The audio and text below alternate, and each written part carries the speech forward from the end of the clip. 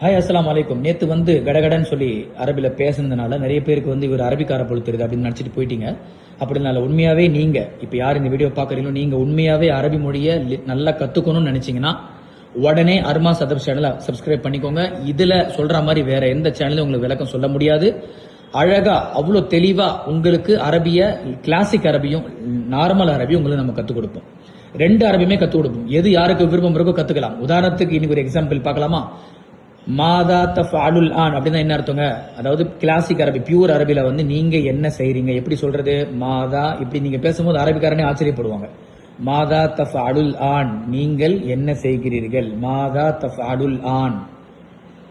இது லோக்கல் அரபில் எப்படி கேட்கறது? ஷுனு சவ்வி அந்த, நீங்கள் என்ன செய்கிறீர்கள்? ஷுனு என்ன, சவ்வி செய்கிறீர்கள், அந்த நீங்கள்.